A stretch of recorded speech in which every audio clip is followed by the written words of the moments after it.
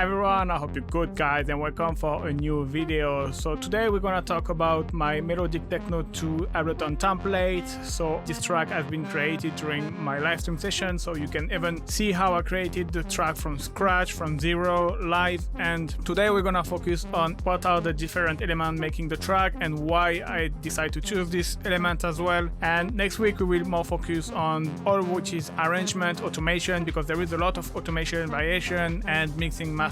Alright, so let's have a listen to the track. We'll start here at the end of the final break, just for you to have an idea.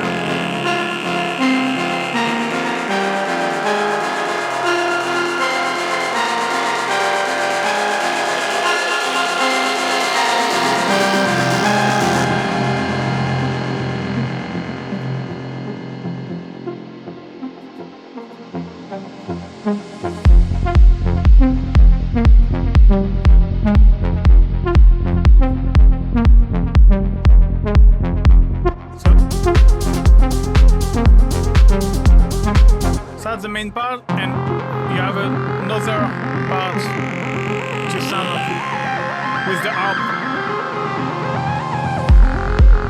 where you can hear the harp a little bit more than the rest.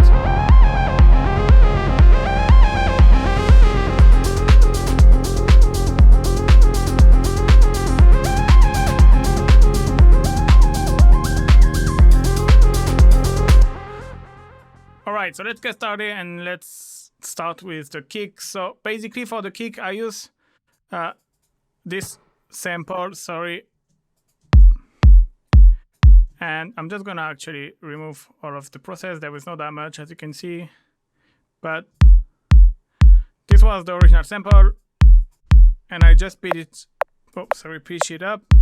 And here I've done an interesting trick that I've done is I've duplicated the kick. Basically it's exactly the same kick, but I've pitched it up 2 octaves upper, and you get, I filter it as well a little bit, as you can see here, and you get this nice, you get an extra click on top of that, and what's just nice. I experiment as well with one kick an octave down. You can experiment with just maybe 1 octave up, and yeah, it's something that can work to add a little bit more to your kick. And then I use my rack kick punch. So if you're not familiar with this rack, it's just like a parallel processing, and you have this top chain here, which is basically a bit of distortion and reverb, and that's how I've EQ just to get the top. You can hear if I abuse the effect, you get just this clicky sound in the reverb.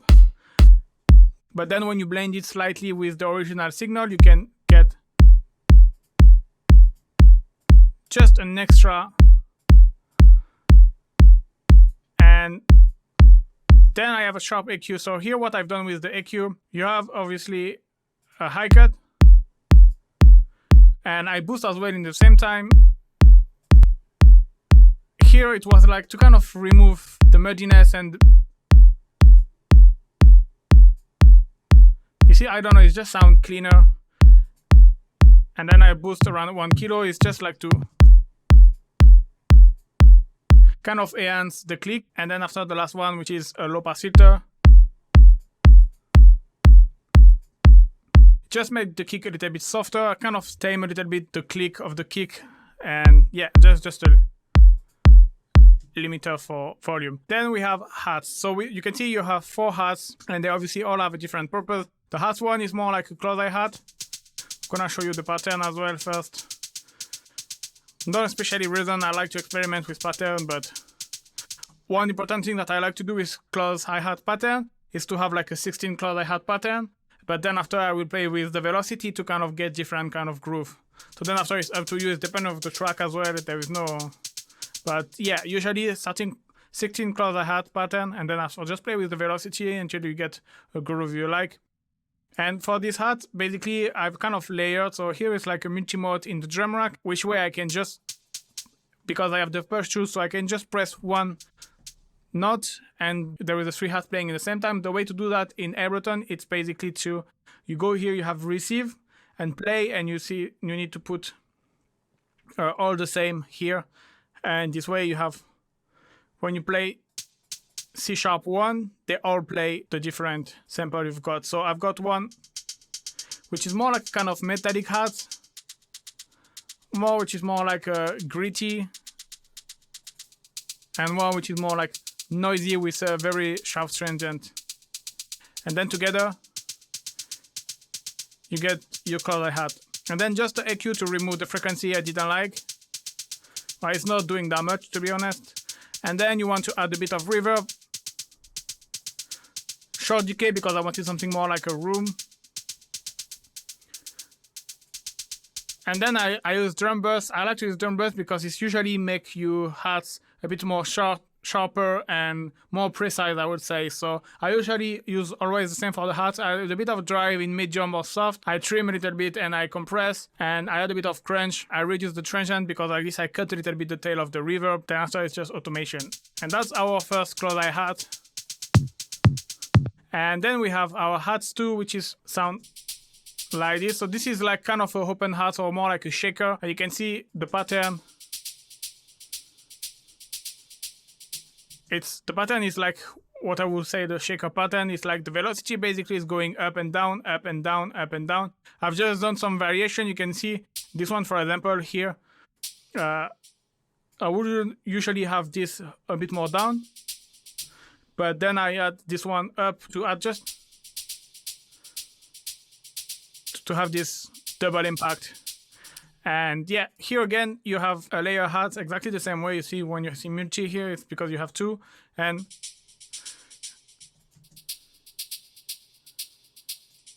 you have this one, which is more like sounding like very noisy, more like a tambourine a little bit. And this one, which is more like metallic and sharp. And together, yeah. It's work like this. So you can see here I have this delay which is acting like with the hash effects as a stereo hash effect. So basically putting your delay like this in time and having no feedback and the dry wet at 100%, just with a little bit like around 10 and 16 milliseconds, it will put your hat on stereo. Here very mono. And here you can hear it's much more stereo. And then I've just processed it. So here it's, as usual, I like to add a bit of distortion, overdrive to the hats. Overdrive is had a bit of crispiness.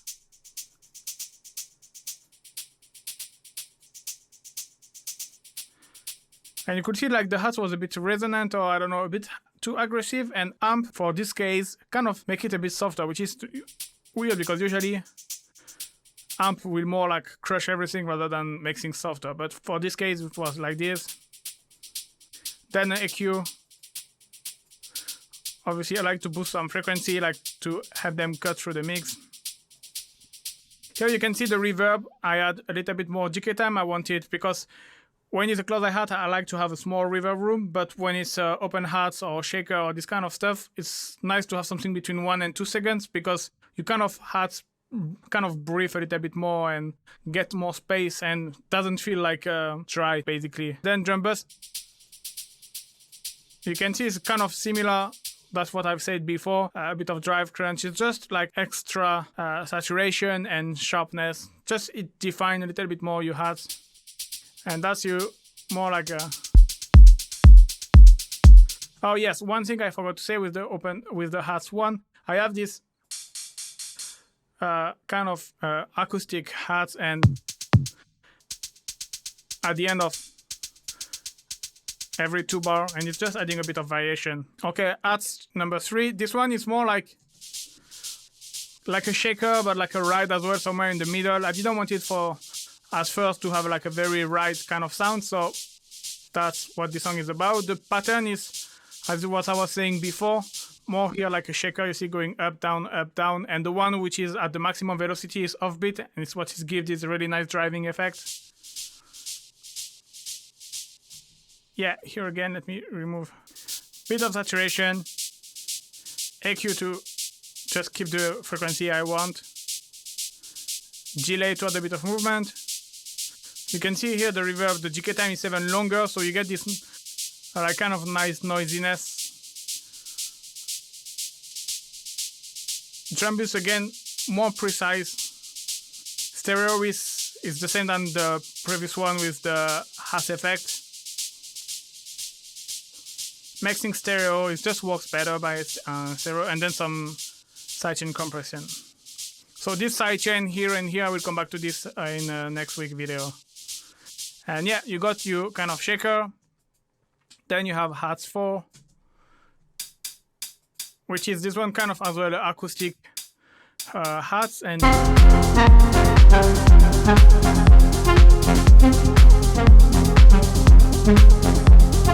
it's just like, I don't know, it's just to add variation and a bit more organic feelings. There is not that much process, as you can see. Then we have our clap. So clap, it's basically I have 2 tracks for the clap. The pattern is interesting. First, you can hear like the one which is the strongest velocity is always like when the kick is playing. And then you have one offbeat, you have just before the kick to get this kind of syncopation rhythm. And again, it's a layer.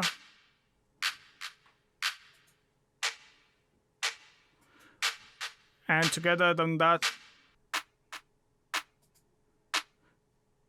A bit of EQ. Saturation, add a bit of harmonic. So here is a delay, but it's automated. So sometimes you will have like this kind of effect, but I will come back to it next week. Then you have, so this is kind of a weird rack a little bit in a certain way. So this was like kind of to add stereo, but in a different way. And what I've done is basically I've duplicated the signal, but I still have one original where I pitch a little bit up. And this way you have one signal in the center, one in the stereo, but usually when you do that, if you keep the same pitch, like I'm gonna show you here, you have this weird phasing effect, and you don't want that. And the good way to remove this is just add a bit of pitch. And this way you don't have this weird pitch modulation. Then I decide to pitch the whole things up a little.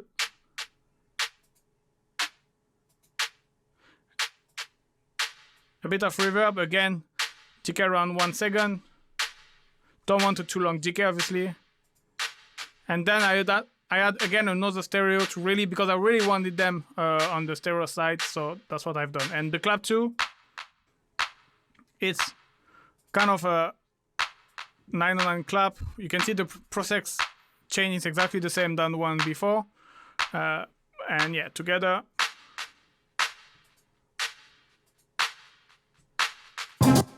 So you have this one more in the middle, and this one which is more like a stereo, and then together.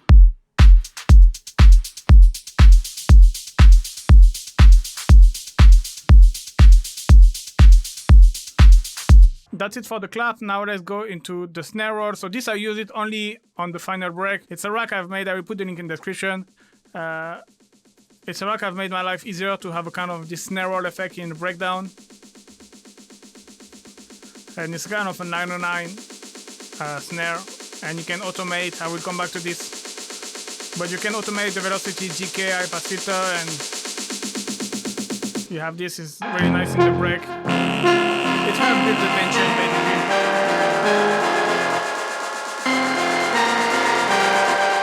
It's a snare roll. I have nothing else much to say. Then I had a ride, but just for this part, as you can see.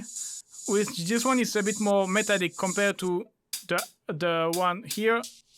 You see, this one is more like a shakery kind of ride, and this one is more like kind of a proper, let's say, kind of ride. The process is very similar. It's always like this. I like usually to have. So first I will EQ, because you will always have the frequency that you don't want, and then I will add reverb. So here a long decay, because it's ride is something very noisy, and it can be long in a big space because it's just works better like this. I always put them in stereo. So this is stereo with delay effect is same than before. It's ride are working nicer in my opinion on the side. So That's what I'm doing with this device here. And then you have some heavy sidechain compression.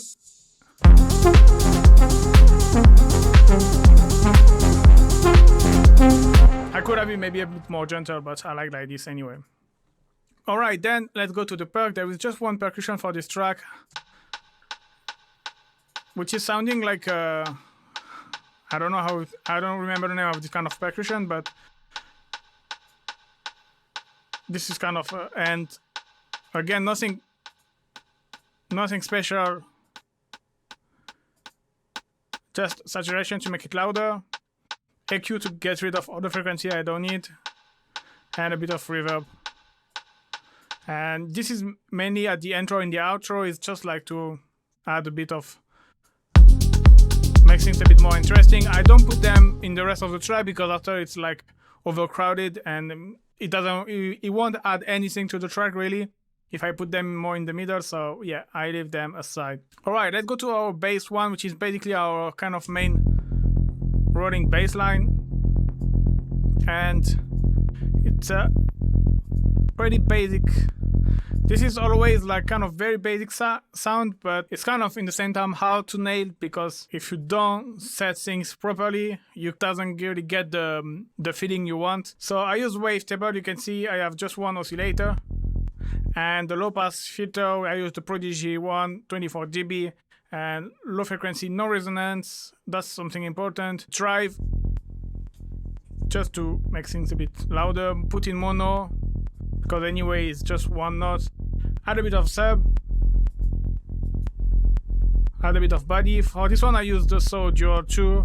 Then it's again experimenting with what you want, and then it's just the filter modulating by the envelope 2, and you can see the envelope 2 is pretty pluckier because you have a very fast attack and you have the sustain at 40%, which is making it plucky. If I bring the sustain up, you don't have this pluckiness and this sharpness. Rather than bringing down the sustain and having your GK at 600 milliseconds, get this pluckiness.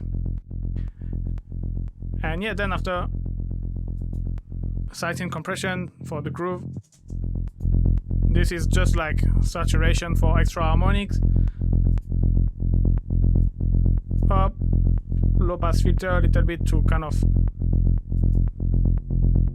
a bit of delay to add movement. This I like to use my delay sync at 3 here, 30% feedback, 30% dry wet. That's usually the value I go for. And on ping pong, because I want it to move left and right, bit of delay, bit of reverb, sorry, and then the bass mono, just to make sure everything is in mono. And yeah, with the rest is. And yeah, that's our first bass, the note. So yeah, I haven't shown, but it's just one note, F.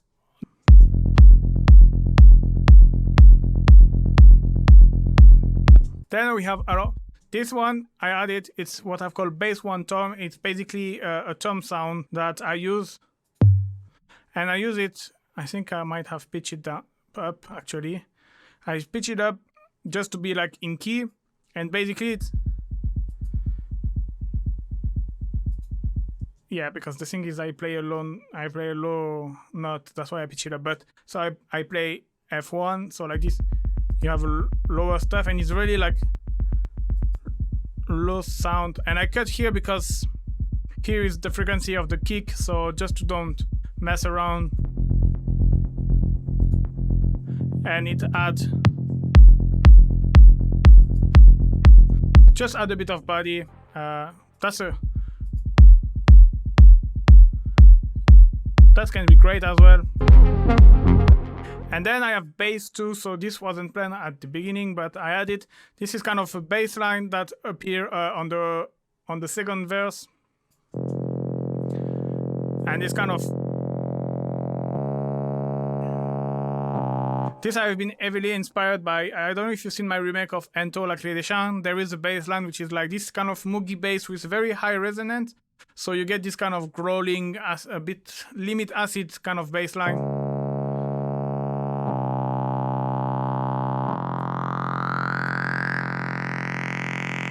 You are really at the limit of the acid sound, but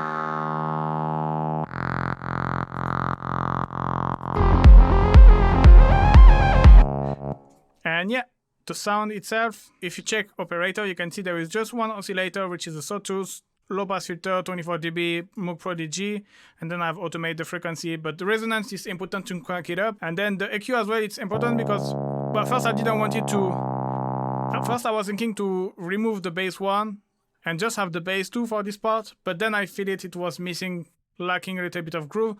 So I kept the bass 1 and bass 1 top, and I just removed the low frequency of the bass 2. So like this, they are all playing together. And it's kind of, I call it bass, but it's like a send bass, for example, you can call it, because it doesn't have the low frequency. And then in 3, I just boost here because it was kind of the sweet spot, sorry, of the sound.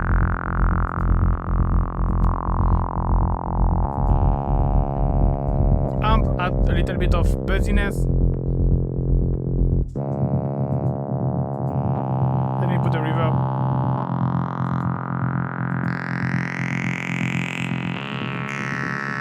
You see how it makes things way much more crispier with amp. It's easier to hear with the reverb, obviously without reverb it's quite hard. And then it's just some sidechain compression. It's automated because I didn't want it to have it. I didn't want it to fit the sidechain compression during the break, you know, when there is no kick. You don't want the signal to do like this.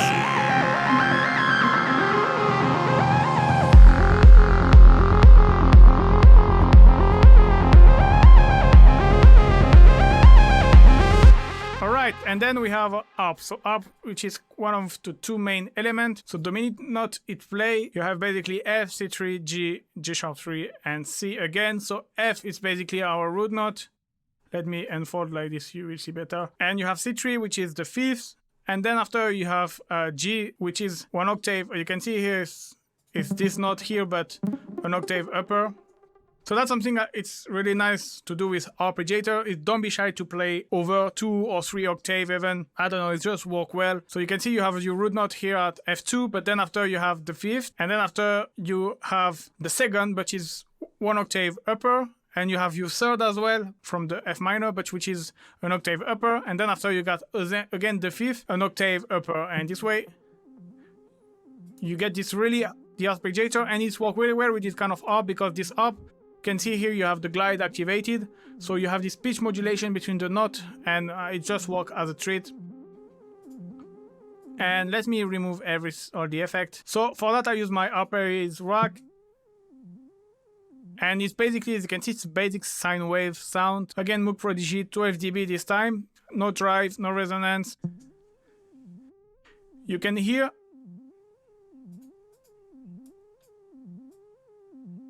I add a little bit of LFO, it's kind of really add character to your sound. And I will bring back later with the filter more open, but yeah. And with the effect as well, you will.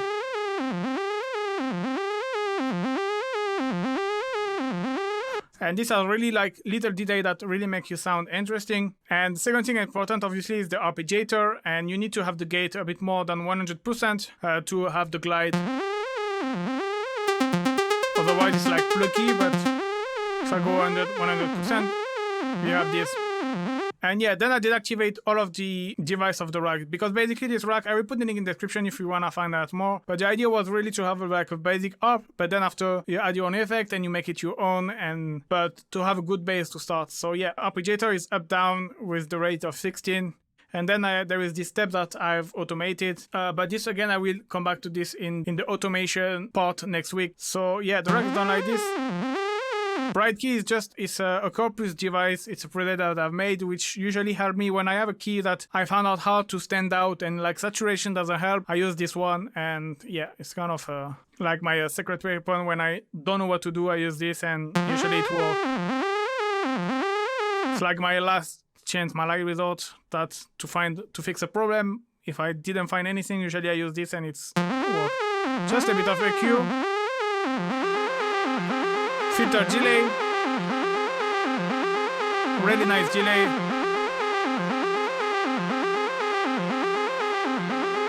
and a bit of reverb. But you can hear the delay is really important. And yeah, you got this.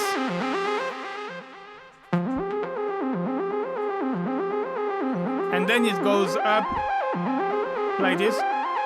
But this is because of the arpeggiator, which is gonna step up, like we're gonna play the same pattern but 1 octave upper, but I will come back to this later next week. And yeah, that is for the harp. So then we have our main lead.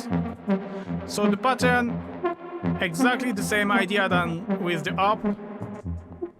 You can see you have your F, your root note here, and then after the note play like 1 octave upper. And here again you have so F, which is the same note 2 octave upper. Then you have C3, which is the 5th, the 4th. And then here you have the 2nd and the 3rd. But just imagine this, if you bring this all down, it make much more sense. You have this one 1 octave upper, and this is the 5th, the 4th, the 2nd, and the 3rd. But yeah, again, playing with different octave, it's, I don't know, it just makes things more interesting. Rather than, I don't know, it's just like that. And the sound you can hear, it's a kind of brassy, plucky sound. So here, I'm not gonna talk about oscillator 2. You can see you have oscillator 2 with 1 octave upper. You can see the volume is at 0 and it's automated, and I will come back to this again next week. But yeah, the original sound, let me maybe play at the part where you can hear it. Here the Jill is having a sawtooth and having your low pass filter, again 24 dB Moog Prodigy, a bit of drive, and here again modulated by an envelope. But as you can see here, the most important thing is to have no sustain to get this pluckier kind of effect, and you have your attack around 60 milliseconds. This way you get this brassy effect, rather than if I have my attack at 0, I have something pluckier, which can be nice as well, but was not what I wanted for this one. And then I have automated, you see here it's mapped to macro 2, is the decay, is just to make it sometimes. You got the impression that the sound is longer. I mean, it's not the impression, the sound is longer.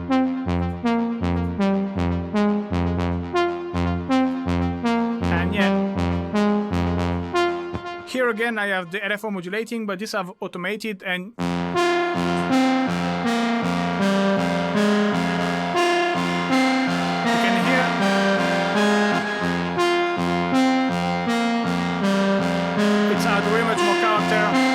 quickly about it. You see now I have this second oscillator coming here during the break. It just add.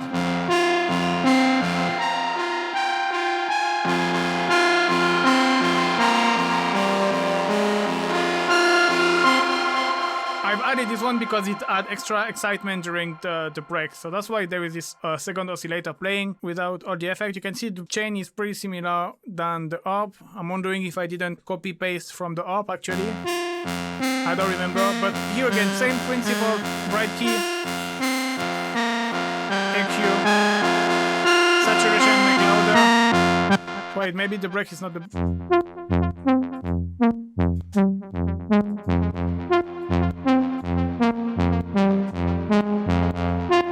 And like here more larger room, because obviously is the main lead, is the only one that is almost just displaying, so you need to take a big space, so big reverb.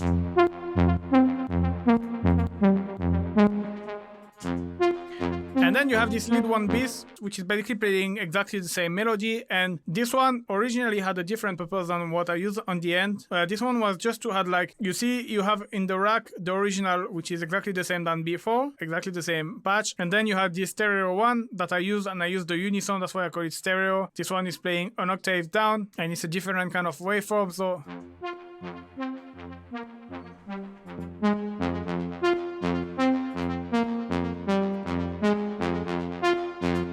was kind of to give a different kind of flavor, and I wanted to use it just for the second part of the track, but on the end I've decided to pan it in a certain way, and it was making basically the lead one sound bigger.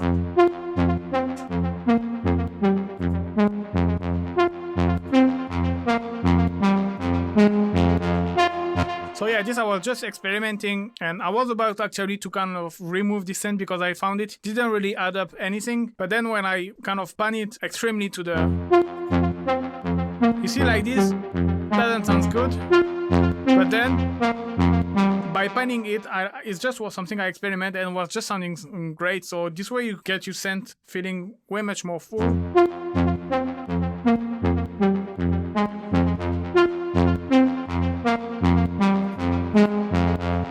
And yeah, it's just worked that way. So yeah, here you can hear the second oscillator is detuned compared to the first one. So this sound is almost the same that you can hear, but you can hear that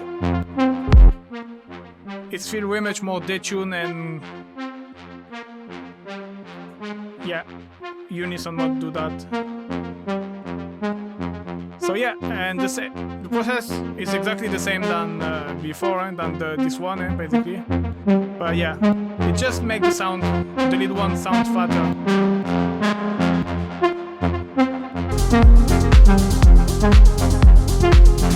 And yeah, that's it for our lead. So now we have our horn, and you can see horn 1 and horn 2 then play in the same time. So this is something I first didn't want it to use. This is this classic kind of sound. So here you can see I've kind of used the same patch, and you can see that I have kind of, this is something I like to do. If you're familiar with my video, you know I like to kind of recycle, like basically using a patch I have already used before to make a kind of sound. For example, let's say I have the lead that I will use in the high frequency, and then I'm gonna use the exactly same lead, but for example, instead of playing plucky, I'm gonna play legato and more in the low frequency. And this, if you're not doing music production, and if it doesn't really know it, if you do a blind test, you cannot really know that it's exactly the same patch. But that's great because it's a good way to make sure that it's something which is gonna fit your track, because it's exactly the same essence of sound, you know, and it's just used a different way and played differently. And yeah, so you can see the patch. I'm not gonna again go, but here, yes, the modulation, the filter modulation, you can hear the sustain is a bit more up because you want a sustain sound. And here as well, because yeah, actually I haven't shown you in the first one, but in the lead one, but obviously because it's a plucky sound, you don't have here. If you go to your sustain was down, rather than here, the filter modulation here, sorry, it's at 50%. So this way you still hear more the sound. And okay, now we have the effects. I think they are the same than before. You can see, yeah, it's the same filter, delay, reverb. I'm not gonna come back to it, but yeah, the note here played. So yeah. And then you have horn 2. This one I use my synth horn rack, which is nice for this kind of cinematic.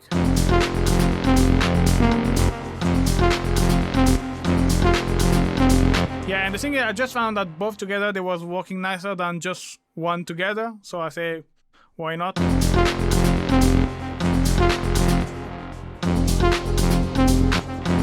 You see how they complement to each other? Just some stereo again, EQ again. It's just like this again is my rack. I will put the link in the description if you wanna find out more. It's the same kind of idea. It's a sawtooth playing low note legato with this kind of filter modulation, which is giving it this brassy effect. And it's very working well. I use it mainly, you see, for the break. Actually, break here, for here as well. And for the bridge. Just add an extra things. Alright, and then we have drone here.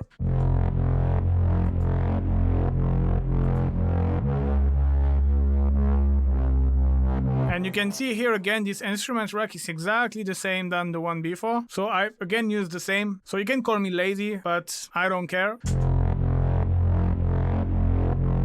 Because on the end, this sound, this one, and this sounds completely differently. If I don't tell you, you cannot say like, oh, this was the same patch, you made it. So at the end of the day, what is matter is that they are all fitting well together. If you use the same patch, doesn't really matter. I mean, for me, it doesn't matter.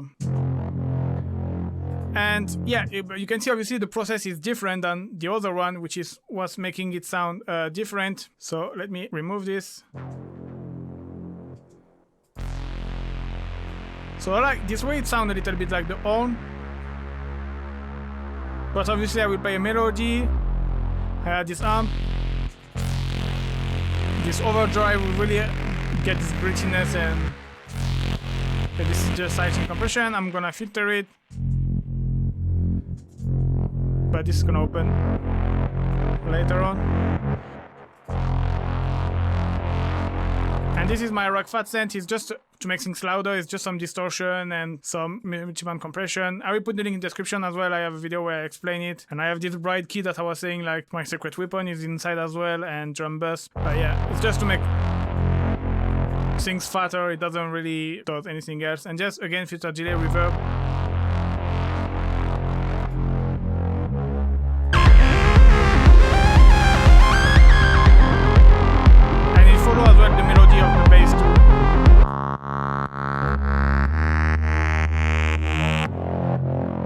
So they work together complementary. And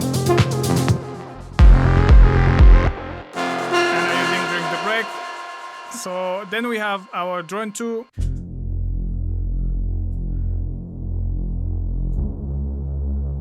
This you can hear, there is the unison, so you can hear it's a sawtooth with the unison classic.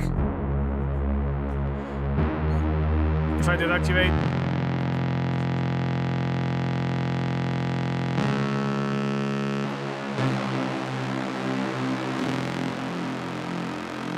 And again, Moog Prodigy 24 dB, a lot of drive and no modulation. This is really like a kind of, I call it drone. It's like things a little bit in the background that you don't really pay attention, but which really help to elevate your sound or elevate your break basically, because you can see it's only playing during the break. Basically, it's really helping your sound and your original lead of melody to bring it to a more exciting, I don't know how to explain, but I think you know what I mean.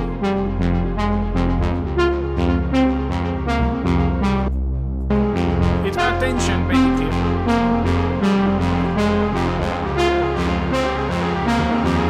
And you have the filter opening, so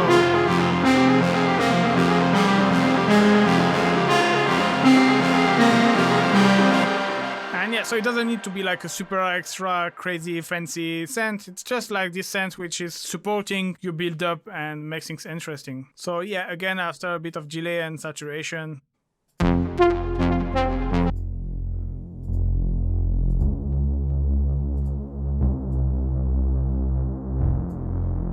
And yeah, that does the job. And then we have pad.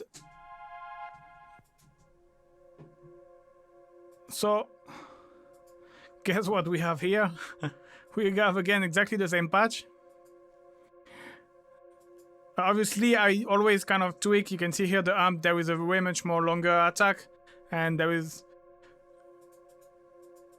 on the matrix, the modulation, the sustain is at the middle again, because you don't want something plucky, you want very something legato.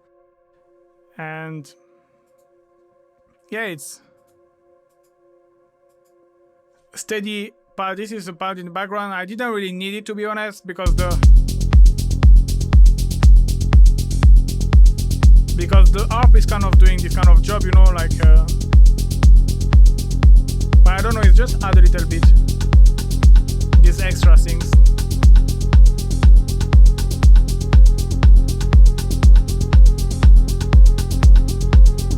And again, I removed the, again, you see it's the same patch than before, but because this one I play way much more higher note, and I've kind of changed the shape, you know, I don't use something plucky, I use something legato, with something with a slower attack.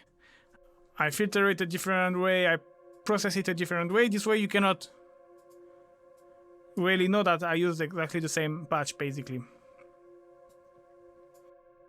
And here, just during the break as well, it's kind of playing a different pattern to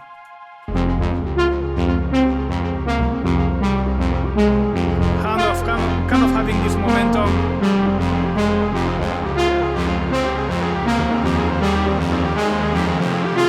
So you have F minor, and then after you have A sharp minor playing just these two notes, and then after it's the original one actually, you have the 5th and the 6th here. So you get this kind of weird detune, weird sensation, like a bit stressful. And here you have the F minor playing during the second break. Again, it's just like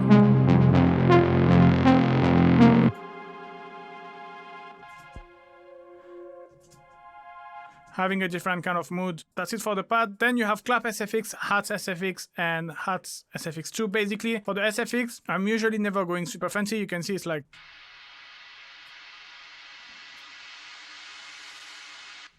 Alright, or you have... Actually, this one was a bit... But... Okay, this way, or... This... Alright, for my SFX, I always recycle the same element that I have in my tracks. You can see it's called clap SFX because I basically use the clap and I dip it into a lot of reverb. So I have a rack for that and I have a video. I'm not gonna explain to you how I've done it here, but in a nutshell, I take this track, I put it in a lot of reverb, I freeze flatten, so this way you have your original clap with dip into a lot of reverb, and then you cut it the length you want, and then you duplicate it, and this way you have like, you hit clap with a lot of reverb, but you have, and the long tail, but you have as well the reverse one, which is gonna get this effect.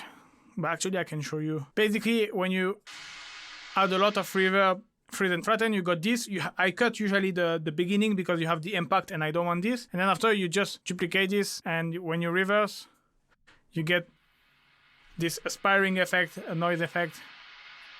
And so I've done it with the clap, and I've done this with the hats as well. Get kind of different kind of flavor. And yeah, I will put the link in the description. I have the rack for that and the video where I show how I create the SFX. It's a great way because for me, I do that because instead of spending too much time looking in your library for SFX that fits you, I know it's kind of a simple SFX. There is a way I will show in the rack that you can make them a bit more interesting, but I don't know. For me, it's just work, you know, it doesn't really need like a super fancy SFX. And yeah, that's it. After it's just other track that I will explain next week. So yeah, and see you next week where I will talk about the automation variation, which is super important. If you just check the ARP and I put show parameter only, you kind of have a lot going on everywhere, and actually it's even worse with the lead. I think you can see here all of this automation. We're gonna talk about this next week. Thank you very much for watching, guys. Don't forget to like and subscribe, and see you soon, guys. Bye bye.